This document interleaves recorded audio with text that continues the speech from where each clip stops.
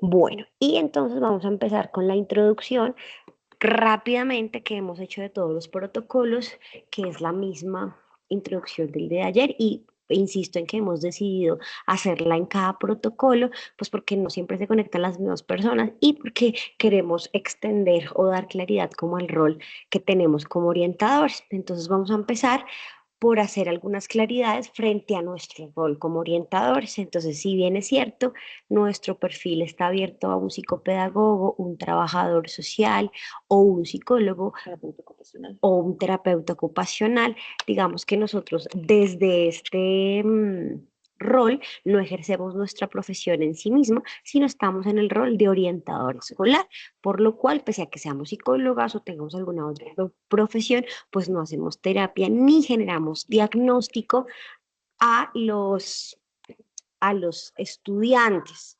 Entonces, es importante tenerlo en cuenta. Dado esto, dicho esto, pues también es importante tener en cuenta que nosotros creemos en la versión del niño porque está estipulado pues en el directorio de protocolos y hacemos la activación de ruta de acuerdo pues a la situación que presente cada estudiante y esta activación de protocolos no obedece a una interpretación personal de la situación, sino toda está dada por los pasos y digamos que las indicios, señales y los diagramas o flujos de atención que están en el directorio de protocolos.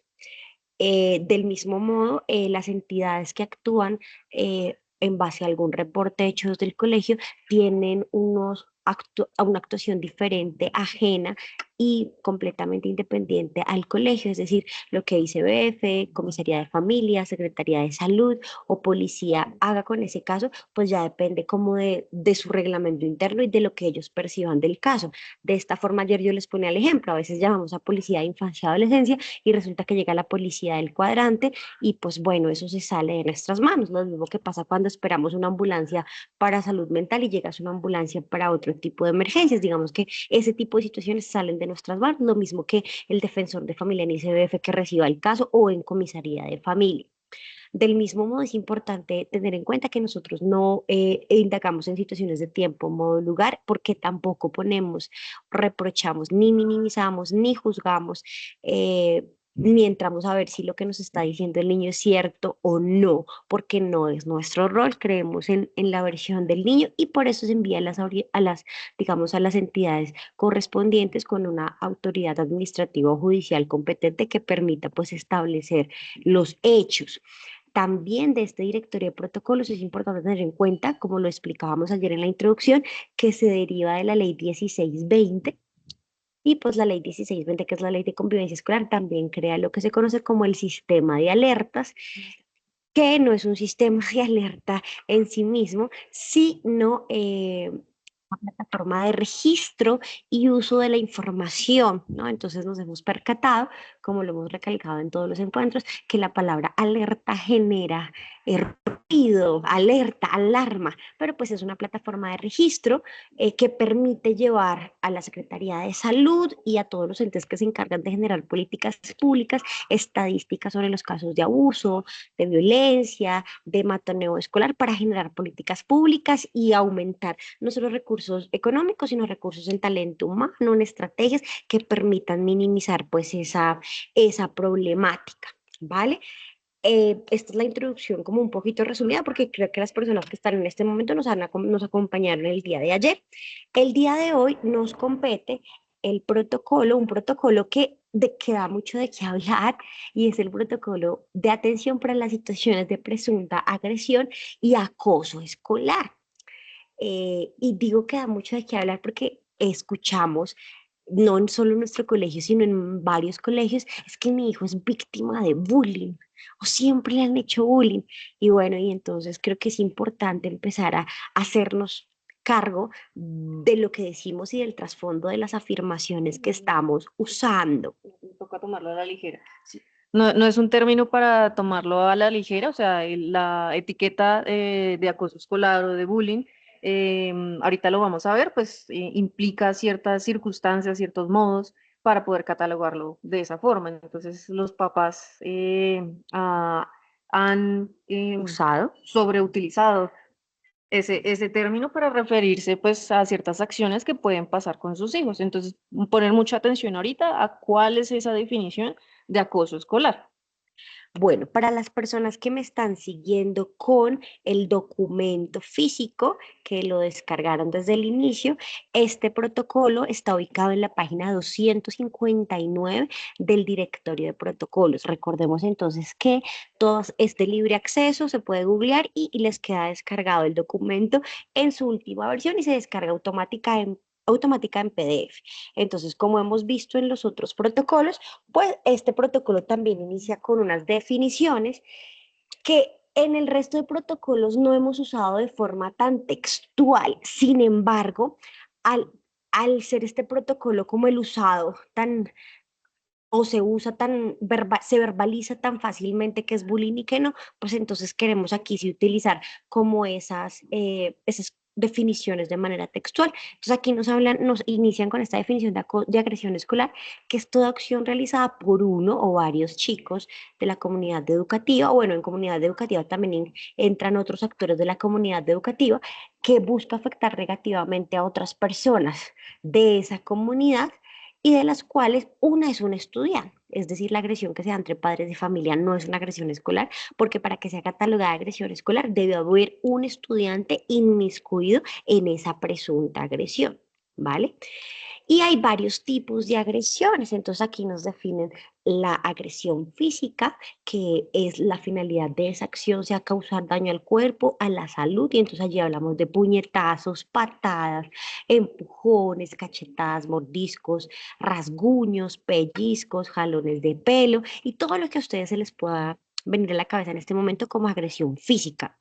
También encontramos la agresión verbal, que no es propiamente con daño directo al cuerpo, sino utilizando palabras que degradan, humillan, atemorizan o descalifican a otras personas. Entonces ahí encontramos insultos, apodos, burlas, amenazas. ¿M?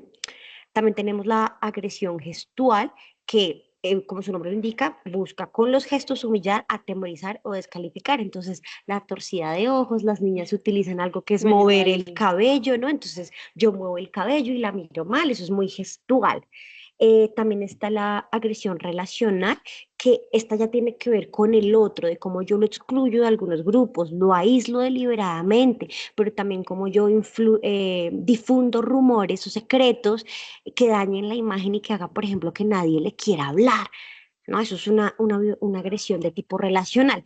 Y encontramos también aquí una agresión electrónica, que como su nombre lo indica, pues se hace a través de los medios electrónicos. Entonces allí divulgo fotos, videos o memes, stickers, comentarios insultantes a través de redes sociales, correos, grupos. Y bueno, aquí está es un poco más difícil pues de determinar, porque nosotros como institución educativa no podemos, legalmente no podemos revisar celulares. Entonces a veces esta es difícil de evidenciar, pues porque no tenemos como esa capacidad, a menos de que un niño o una madre de familia lo reporte.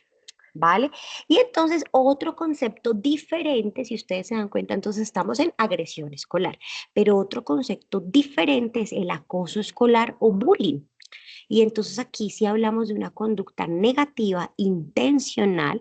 Cuando hablamos de intencional es que fue con culpa, con intención de daño, con conciencia de lo que estaba haciendo, metódica y sistemática. Es decir, hay muchas formas en las que trato de hacerle daño a esa persona y es mantenida en el tiempo, ¿no? Entonces hay agresión, intimidación, humillación, ridiculización, difamación, coacción, es decir, obligo, aislamiento, amenaza o cualquier otra forma de violencia, también que puede ser por medios electrónicos, que puede ser por parte de un estudiante o de varios estudiantes quienes mantienen una relación de poder asimétrica. Y entonces aquí este poder por asimetría puede ser o porque son más personas, o porque el niño es mayor, o porque yo tengo una discapacidad y la otra persona no, o porque el otro es más grande, o porque el otro tiene un estatus social en el salón y es el más chévere, el que todos quieren ser amigos. Eso también es una relación allí de poder.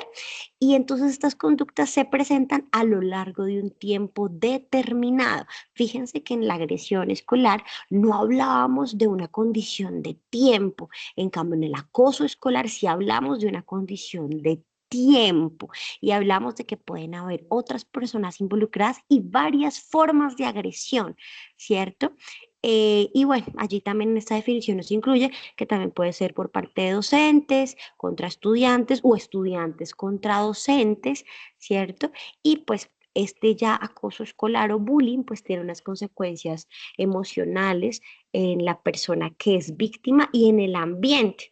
Entonces, nosotras con mi compañera quisimos, bueno, perdón, antes de pasar al otro término. Entonces, fíjense que dentro tenemos otro concepto que es el concepto de ciberacoso o acoso electrónico. Entonces, fíjense que vamos tres conceptos: agresión escolar, bullying o matoneo y el ciberacoso escolar, que ya es un tema netamente electrónico. Entonces utilizo esos medios alternativos de comunicación, redes sociales, internet, las plataformas de mensajería instantánea, para generar maltrato psicológico y continuado. Entonces, para esta parte hemos manejado como tres conceptos importantes, pero entonces queremos mostrarles a ustedes para que quede más fácil como su comprensión, unas diapositivas que hemos utilizado en unos talleres en los cursos, que ha sido como la forma más sencilla que hemos encontrado de explicarles a los chicos la diferencia entre agresión escolar y bullying.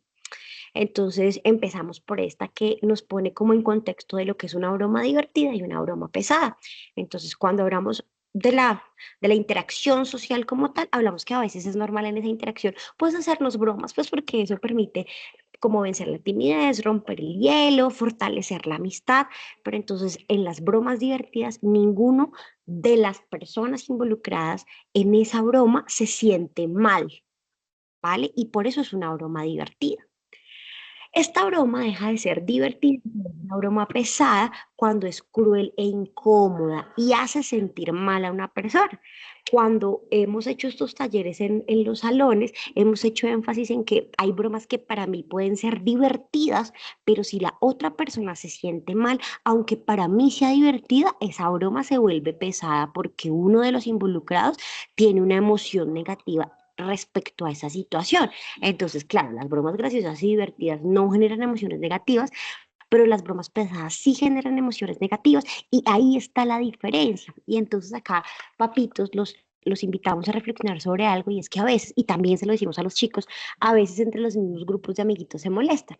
Y entonces resulta que uno no está todos los días del mismo ánimo. Puede ser que hoy me dé risa que me llamen de cierta forma, pero resulta que mañana dormí mal y amanecí sensible, y entonces esa misma broma que yo permití y de la que me reía, pues hoy me parece pesada y ya no quiero que participar, y entonces ahí ya genero un inconveniente con mi compañero. Y entonces aquí esto se analiza desde muchas perspectivas. La primera es que los niños tienen unas dinámicas en la cual interactúan, que es propia de los niños. A veces uno como adulto se siente ofendido por ciertas situaciones en las que se ven inmiscuidos sus hijos, pero que los niños al otro día ya están como amigos, como si no pasara nada, y uno como adulto es el que tiene el malestar. Pero a veces, no siempre, eso hace parte de la interacción de los estudiantes. Eso es una primera eh, situación a tener en cuenta. Otra situación a tener en cuenta aquí a veces es que a veces los niños, pasa sobre todo en los niños pequeños, no somos conscientes de qué tan pesada es la broma. Es decir, si bien es cierto, reconocemos que no es adecuado decirle a mi compañerita gorda porque se siente de pronto mal. Yo como niño quizás no entiendo la magnitud que puede tener esas bromas en el autoestima cuando sea adolescente. Y entonces es allí cuando la crianza, la forma como yo reflexiono sobre el relacionar con el otro, juega un papel o desempeña, perdón, un papel muy importante porque de esta forma yo empiezo como a mirar que sí y que no. Y también el desarrollo de la empatía. Si fuera yo, a mí me gustaría que me llamaran así, aunque para mí no fuese tan grave. Entonces creo que allí esta situación de las bromas pesadas se analiza desde muchas perspectivas, porque también entra la sensibilidad de cada chico, ¿no? Aunque hay unas bromas que evidentemente sí buscan dañar. Y entonces, ojo acá, las bromas pesadas se diferencian del matoneo escolar. Y entonces, si vamos a los términos que utilizamos al inicio, entonces nos hablaban de una agresión escolar, que hay varios términos, ¿cierto? Y ya hablamos del matoneo escolar o bullying. Entonces, las bromas pesadas, pues ocurren una vez, dos veces y tan... Ah, bueno, perdón. Otra cosa importante que las bromas pesadas, antes de avanzar, es que ese niño o niña que está siendo víctima adolescente también debe tener las habilidades para decir no y expresar cómo se siente. Poner límites, gracias compañera. Yo hago un ejercicio siempre que voy a los salones y algún niño va a darle quejas al profesor que esté o me va a dar quejas. Yo siempre le digo a ese niño o a esa niña, ven, y tú ya le dijiste a tu compañero que eso no te gustaba. No, profe. Bueno, pues entonces hay que hacer el ejercicio de que tú mismo le digas, Pepito, Marianita, mira, esto que haces me da miedo, me enoja, me hace sentir incómodo, por favor no lo hagas más. Y entonces también en algunos talleres que hemos tenido, también como que se ha insistido en que también cada niño debe aprender, debe practicar esas habilidades que le permita establecer límites, porque pues lamentablemente se sale del control de los profes, de los padres de familia, de las directivas, de los orientadores, como estar al tanto de que nadie haga cosas para herir al otro. Entonces cada uno debe desarrollar esas habilidades.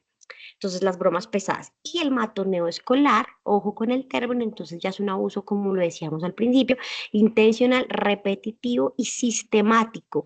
Y aquí, como lo vamos a hacer adelante, vamos a ver adelante, pues hay unas situaciones, si alguien estuvo en la primera charla donde hablamos de legalmente del protocolo, pues hablamos de unas situaciones tipo 2 y tipo 3.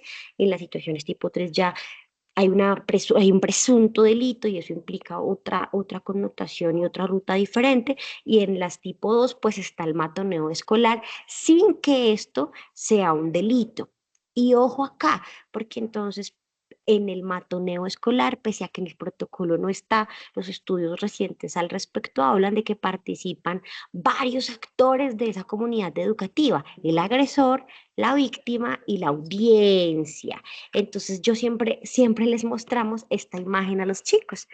No sé si algún papito me quiera colaborar diciéndome que ve la imagen, quién es la víctima, quién es el agresor y qué pasa con esa audiencia que está. No sé si alguien me quiera colaborar. Estamos atentos para abrir micrófonos o por el chat.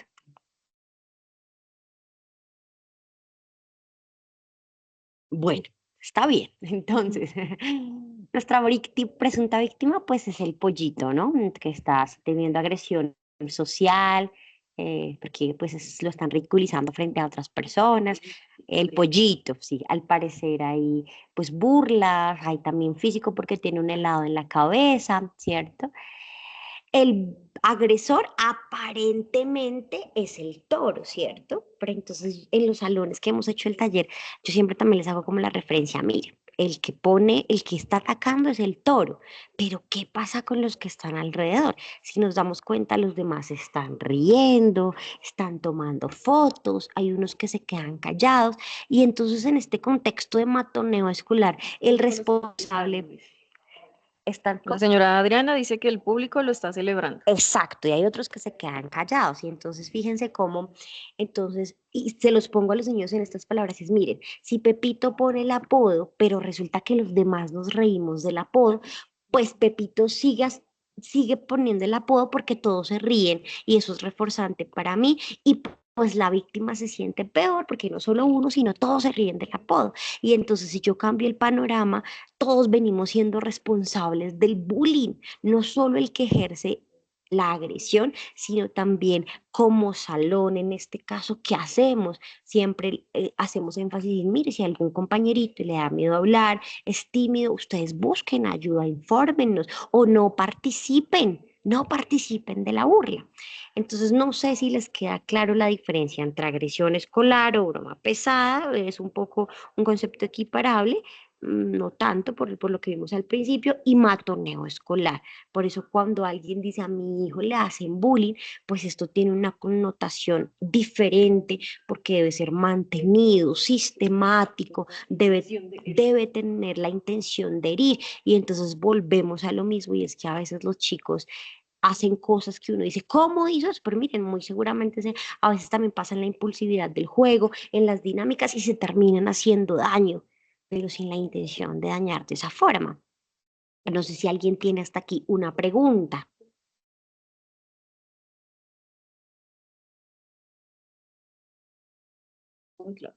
Listo. Entonces, continuemos por acá.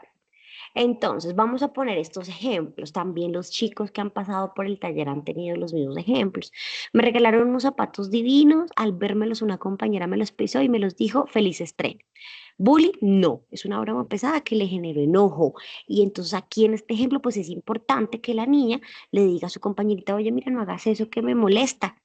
¿Vale? Porque si ella se ríe y no establece límites, es un factor de riesgo para que la situación siga sucediendo. Y con esto no estoy diciendo que la responsabilidad sea de la víctima, sino que también es una dinámica de construcción de límites y de respeto y de empatía. Y creo que la señora Adriana levantó la mano, me dice mi compañera Sacet. Por favor, señora Adriana, cuéntenos. Buenos días. Muchas gracias por la charla muy clara. Tengo una pregunta, no sé si me adelanto un poco a la charla. ¿Cada cuánto las orientadoras hacen estos talleres de agresión escolar a los alumnos en la institución? Gracias. Bueno, pues digamos que ahora estamos manejando, se maneja de varias formas. Nosotros debemos por demanda, entonces a veces no todas las dinámicas en los salones son iguales, entonces también a veces los profesores tienen un formato para solicitud de talleres. También nosotros tenemos un banco de talleres, el cual usamos cuando, por ejemplo, falta algún profesor y tenemos la oportunidad de ejecutarlo, también lo hacemos allí. Y no tenemos un tiempo establecido. Yo no te sabría decir, mira, cada 2 meses pasamos, porque eso depende de la dinámica de cada salón, de la demanda también y de la solicitud que haga el profesor para ese salón. También es importante para complementar esta respuesta que nosotros contamos con la intervención de la Oficina de Convivencia Escolar y entonces cuando se presentan situaciones, por ejemplo, de otros protocolos de conducta suicida, de violencia o de bullying, también esos profesionales de la Oficina de Convivencia vienen y hacen talleres o jornadas de sensibilización. También este año, para adelantarme un poco, desde el comité académico se tomó la decisión de establecer las direcciones de curso. De hecho, ayer estábamos en un horario de emergencia para dirección de curso y entonces también esos espacios no existían y se dieron también por la necesidad como de sentarnos a dialogar sobre las dinámicas de cada curso. Entonces, en esos espacios, pues nosotras como orientadoras diseñamos unas actividades sugeridas para fortalecer también problemáticas de convivencia. No sé si eso responde a tu pregunta. Sí, sí, sí responde. Pues pensé que lo tenían un poco más planillado, quizás que al año 2 charlas, 2 talleres o 3, pero pues sí, sí tiene algo que ver. Eh, Dentro de mi misma pregunta, quiero mencionar algo. Cuando ustedes hacen esas charlas, intervenciones, talleres con los alumnos, ¿ustedes notan que efectivamente sí baja esas agresiones o ese tipo de conductas en los estudiantes? Y adicional, si ustedes, o sea, ¿qué reacción ven en los alumnos? O sea, si es notorio y de pronto, pues yo creería que también se logra evidenciar cuando hay ese tipo de situaciones en los salones.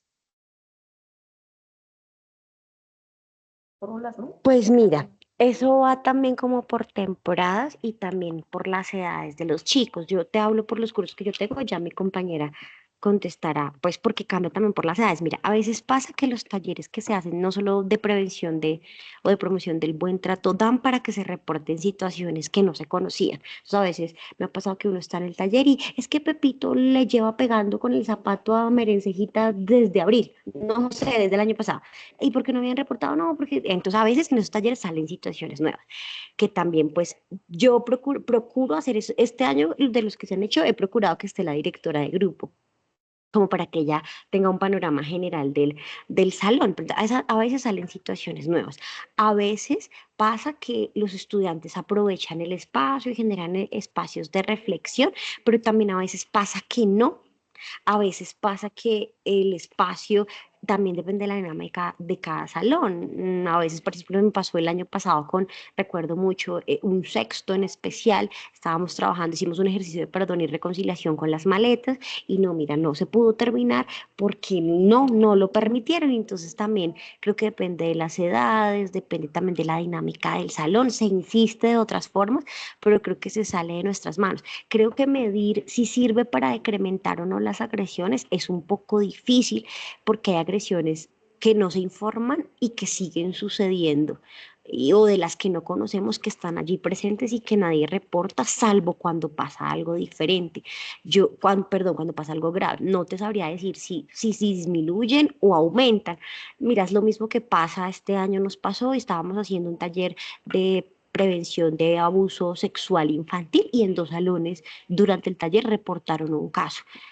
Y entonces, claro, el taller sirvió para que estas dos personitas hicieran su reporte, ¿sí? Pero como puede suceder, puede que no, porque ahí ya entraríamos como en otros factores más internos y de dinámicas grupales, pero pues se espera que con estos espacios como que se decrementen esas agresiones. Lo mismo que pasa con estos protocolos. Mira, fíjate, y es una reflexión que me da ese espacio de hacer, y es que fíjate que nosotros diseñamos más o menos 8 espacios para hablar de protocolos porque hemos tenido varias quejas verbales y escritas de miren, no están actuando bien, qué están haciendo, y fíjate que en estos momentos hay solamente 9 papás conectados, y entonces tenemos una matrícula de 600 algo, no sé, el Cordi me corregirá, de 600 algo de estudiantes, del cual tenemos una asistencia de 9 papás en un taller de agresión escolar.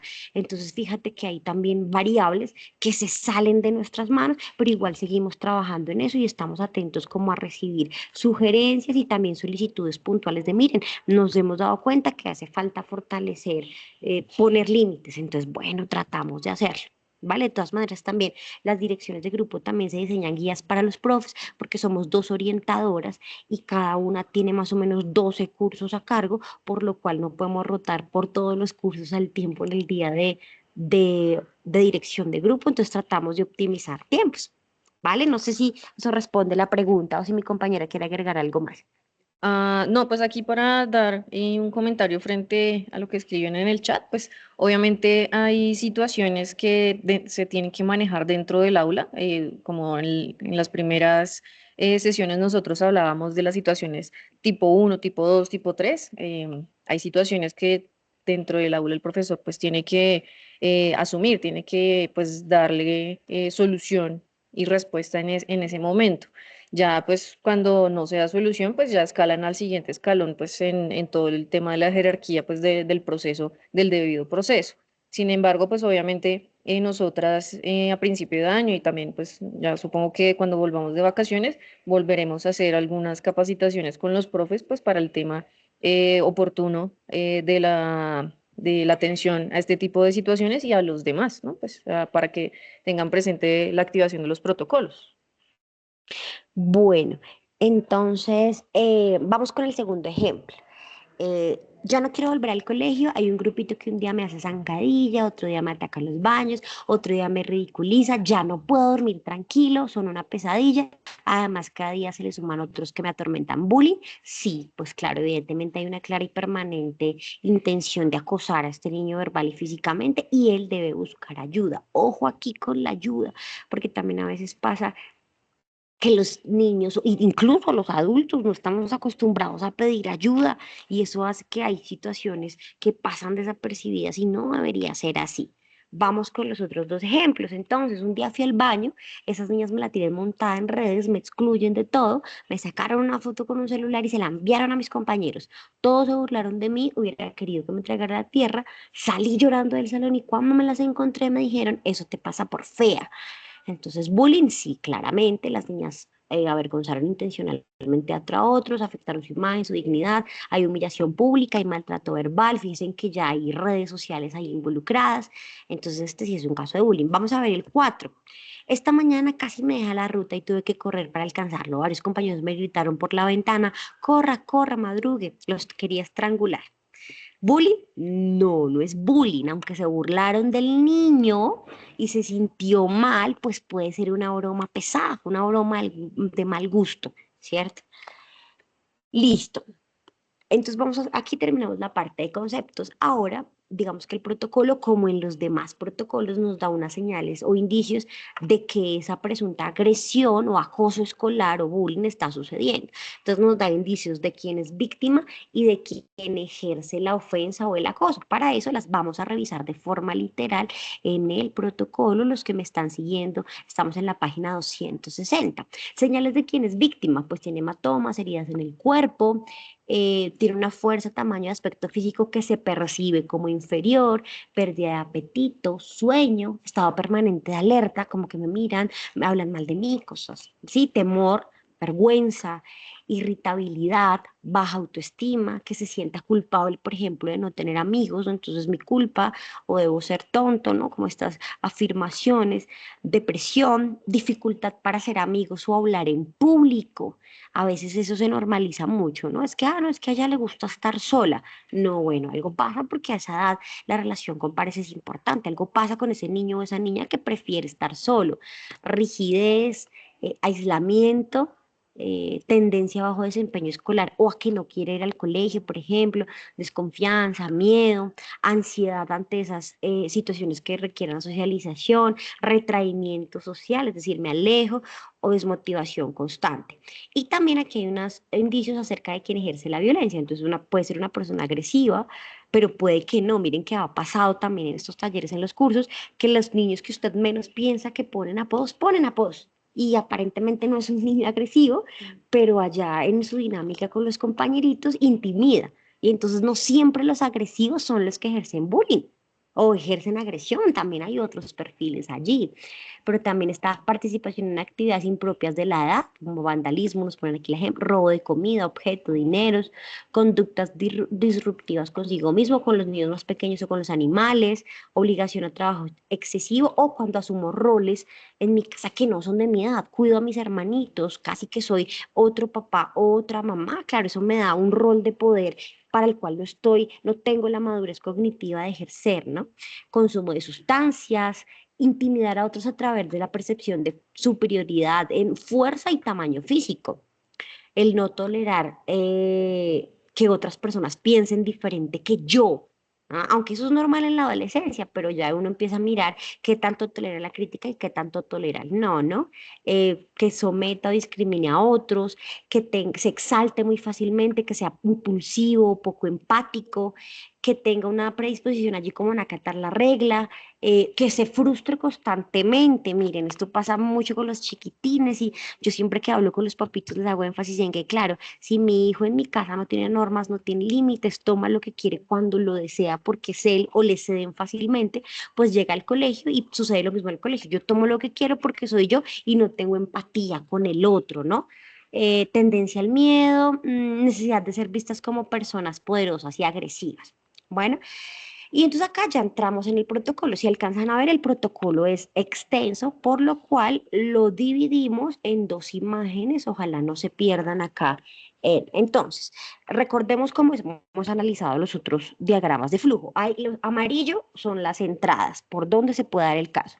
Y lo que está en morado, perdón, son como esas preguntas que me permiten filtrar qué camino tomar. Entonces, el diagrama de atención puede ingresar porque alguien de la comunidad educativa presenta esas señales y entonces yo entro a indagar si está siendo víctima de agresión o de acoso escolar. Acuérdense que son cosas diferentes.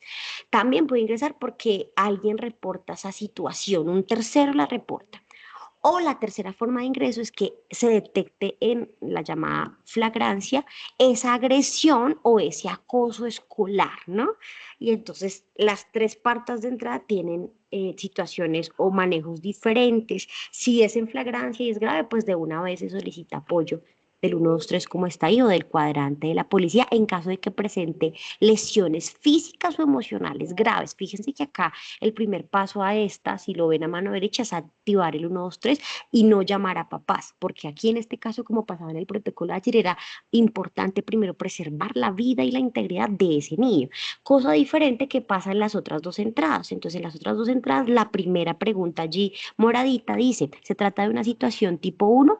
Entonces, si recordamos la primerita capacitación que esa estuvo mayormente liderada por mi compañera Sadet, nos decían que las situaciones tipo uno eran esas situaciones de conflictos que se generaban en el salón que se podían mediar. Como, mire, usted me dijo hoy fea y me sentí mal y bueno, o usted hoy me rompió el lápiz cuando me lo rapó. Entonces, si no hay nadie afectado, es algo esporádico. Entonces, si es una situación tipo uno, pues miren que ahí sí valoro los niños, llamo a los papás, ¿cierto?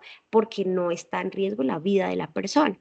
Otra pregunta allí filtro es si la persona requiere un restablecimiento de derechos, que es la tercera pregunta moradita, no sé si la alcanzan a ver.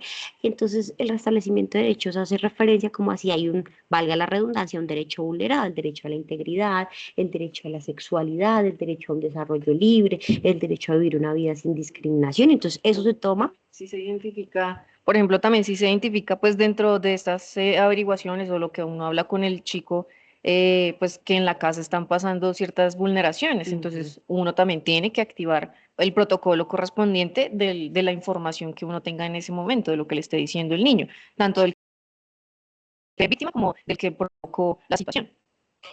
Ojo, y aquí, ya que hablamos de restablecimiento de derechos, voy a hacer una aclaración que se hizo en el protocolo de violencia sexual, y es que cuando los niños son menores de 14 años, ahí no hay un responsable de la acción, sino ambos niños son víctimas, a pesar de que claramente haya un niño quien haya agredido en mayor medida al otro, si son menores de 14 años, digamos que legalmente no hay un responsable, sino ambos niños son víctimas y ambos niños requieren ayuda y atención, y no es algo que nosotros nos hayamos inventado, sino es algo que está en las leyes que hemos revisado a lo largo de todas estas charlas, ¿no? Y entonces, si ustedes ven, estas preguntas le van diciendo a uno hacia dónde moverse, pero se unen aquí en el paso número 9.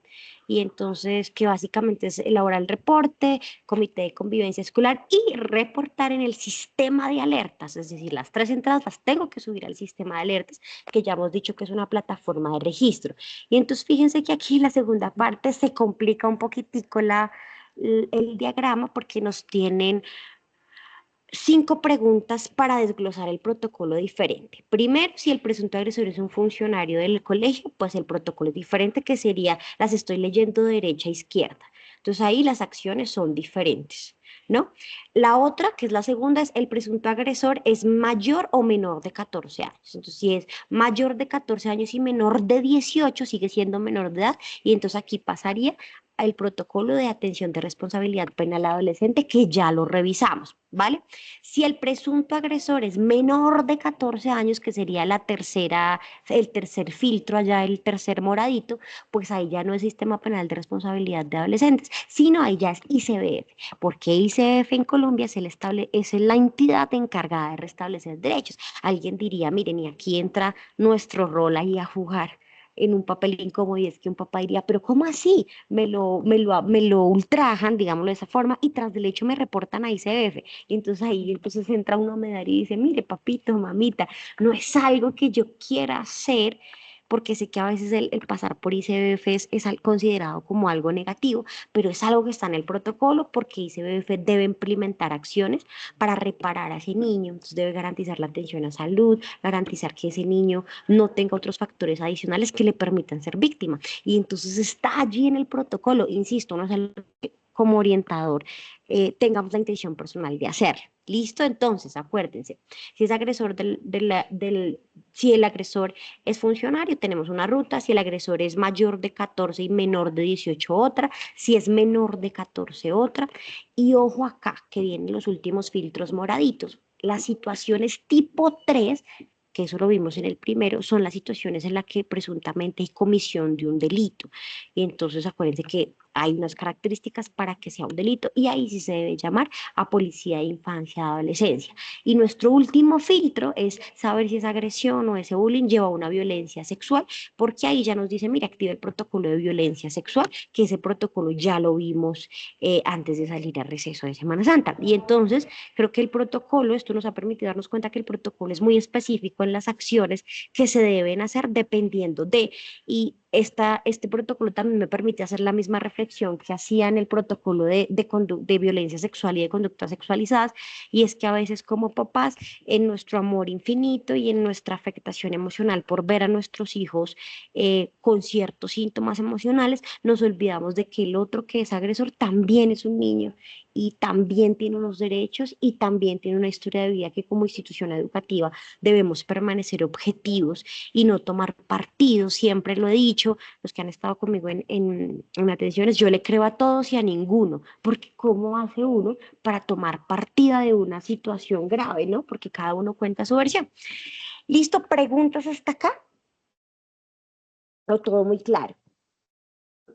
Puesto que tiene el caso. Dice, la señora Adriana dice, mi punto de vista es que desde casa con los padres se les debe enseñar a poner límites, saber decir que no, sí señora, y tener comunicación asertiva, pero no todos los padres, sí, es verdad, hay habilidades que están allí en casa, ¿no? Gracias, señora Adriana. Bueno, entonces aquí nos dicen cuándo activo situaciones, ya para terminar. Entonces aquí el protocolo, volvemos al protocolo, esto también quiero que lo revisen textual, que no es algo que nos hayamos inventado. Entonces, miren lo que dicen acá. Entonces, activo las situaciones tipo 1, que los conflictos son conflictos manejados inadecuadamente, no se activa protocolo, ¿sí? Si se trataron mal, si pelearon por un novio y solo fue una situación esporádica, no mantenida. Ah, perdóname, ya te doy la palabra. Dime. Qué pena Si con quiere, ustedes. mientras termino esta parte, señora Adriana, puede ir escribiendo o déjeme terminar esta parte y ya le doy la Sí, palabra. no, igual no me demoro Entonces, nada, las gracias. situaciones tipo 1 afectan el bienestar de la comunidad y eso tiene como una ruta de atención. Las situaciones tipo 1 las debe manejar el primer respondiente o en este caso el docente. Y si escalan en las situaciones tipo 2, ya se hace remisión a orientación, a coordinación, bueno, según corresponda, ¿vale? Las situaciones tipo 2 ya son situaciones de agresión escolar, que puede ser el bullying o ciberacoso, y que no son un delito, pero que sí se activa protocolo porque se representan, miren acá, en el A, de manera repetitiva y sistemática y porque pueden causar daños al cuerpo o a la salud de esa persona sin generar incapacidad. Cuando ya generan incapacidad, eso ya es una tipo 3. ¿Listo? Y entonces en la tipo 3 ya tenemos esas situaciones de agresión que pueden llevar a ese delito contra la libertad, integridad, formación sexual, que está tipificada en la ley 599 del 2000 y que se constituye como delito en la ley colombiana. ¿Vale? O que fueron tipo 2 y generaron incapacidad. Es decir, para que nos quede claro esto que nos está diciendo el protocolo, las situaciones tipo 2 y tipo 3 están dentro o se debe activar el protocolo que acabamos de ver. Las situaciones tipo 1 deben ser manejadas con acciones preventivas, mesas de conciliación, llegar a acuerdos y si no, pues se convierten en tipo 3. ¿Listo? Listo. Muchísimas gracias. Ahora sí damos espacio a preguntas, dudas. Si es un caso También particular, si es un caso si particular. es un caso particular, los invitamos pues que nos puedan buscar el día de mañana. El día de hoy estamos en la mesa de orientación, no nos encontramos en el colegio, pero con mucho gusto, si es un caso particular, los podemos atender el día de mañana, allá en la oficina. Listo, señora Adriana. Entonces, el formulario de asistencia, Listo. el coordinador lo puso.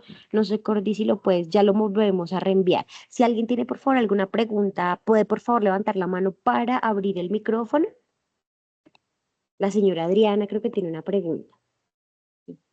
Bueno, no es tanto una pregunta, sino como una acotación. Sucede que, bueno, es claro para, pues para mí en esta Perdóname, tú charla. puedes hablar más duro, es que casi no te escucho, perdón.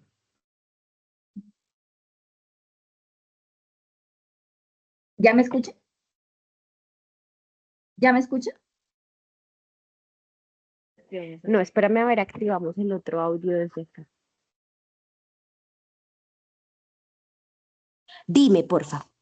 Mira, es claro para mí y pues muchas gracias por la charla a las dos orientadoras, que ustedes, bueno, el colegio ha tenido quejas, PQR referente al tema del bullying, del acoso escolar, etcétera, referente a la charla.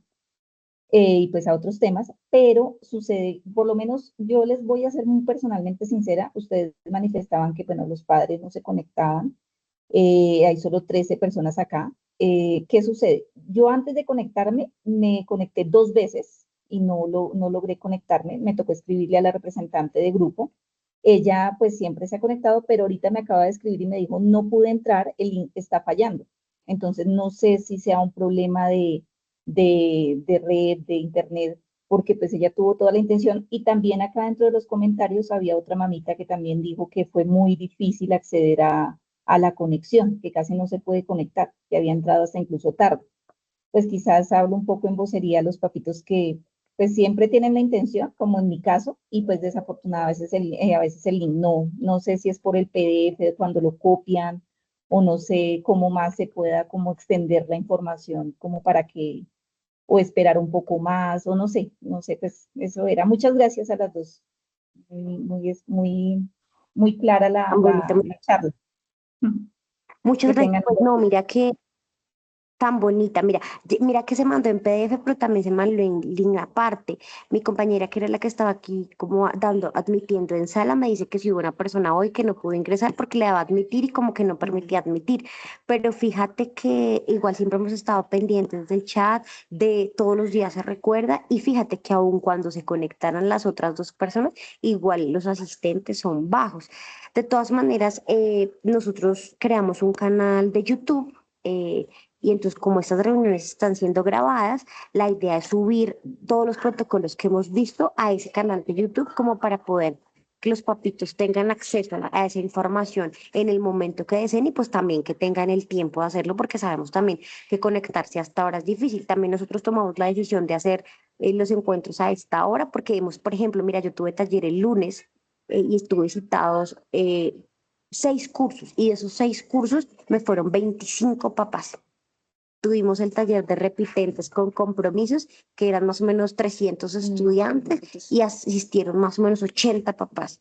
Entonces, bueno, vamos a seguir buscando estrategias de hacer más masiva la información y pues de comprometernos como comunidad en pues en estos espacios, ¿no?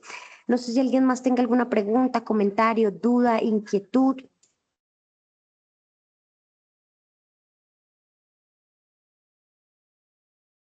Listo, entonces si no hay dudas, inquietudes, les agradecemos a todos Esa es por la estar última. conectados. Esta es la última charla, ya abordamos todos los protocolos que pues teníamos proyectados desde el Comité de Convivencia.